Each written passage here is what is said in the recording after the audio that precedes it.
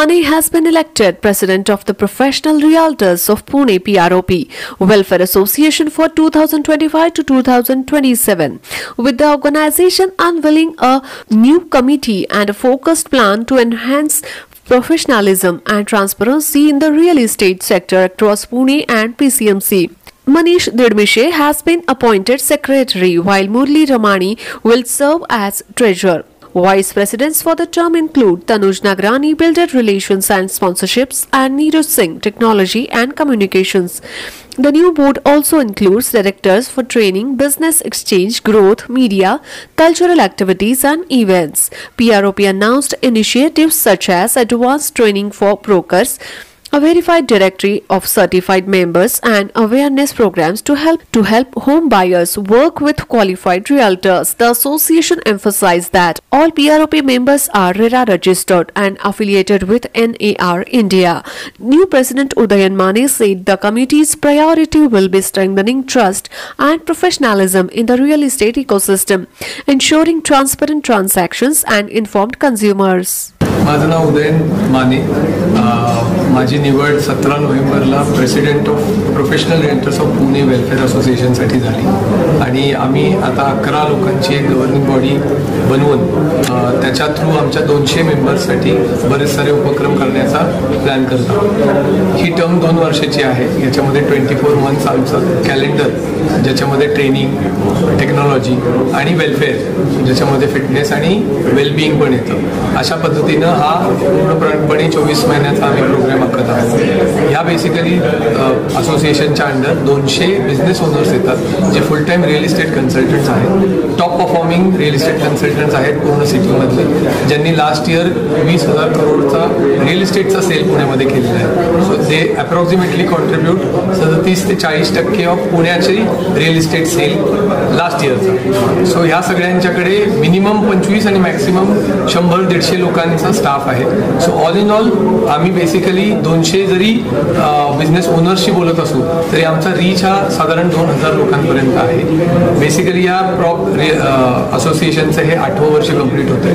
आता हे एक छोट्या असोसिएशनपासून मोठ्या असोसिएशनकडचं ट्रान्झिशन आहे. यामध्ये आम्हाला वाढत्या बिझनेसच्या चॅलेंजेसवर काम करायची गरज आहे. सो नीरज सिंग जे व्हाईस प्रेसिडेंट आहेत ते पूर्णपणे टेक्नॉलॉजीचा भाग सांभाळणार आहेत, ज्यामध्ये CRM टूल्स, AIच्या मदतीने केले जाणारे मार्केटिंग इनिशिएटिव्ह, प्लस बऱ्याचशा गोष्टी ज्या टेक्नॉलॉजी रिलेटेड गोष्टी ज्या कन्सल्टंट्स आणि आपल्या प्रॉप मेंबर्सला उपयोगी पडतील अशांवर डेव्हलपमेंट होणार आहे.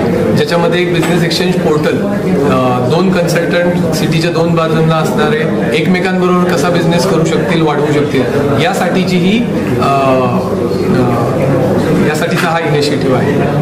जे दुसरे व्हाईस प्रेसिडेंट आपल्याबरोबर आता नाही आहेत, Tanuj Nagrani, he will be handling typically builder relation. आज कन्सल्टंट्सला बिल्डरपेक्षा बिल्डर्सना कन्सल्टंटची प्रचंड गरज निर्माण झालेली आहे, कारण बिल्डर्सचा 65 to 70% हा सेल हे कन्सल्टंट्स करतात आणि त्यामध्ये हे प्रोफेशनली मॅनेज्ड कन्सल्टंट्स लाईक प्रॉपचे मेंबर्स यांची डेव्हलपर्सलाही तितकीच गरज आहे जेवढी कन्सल्टंट्सला बिल्डर्सची आहे.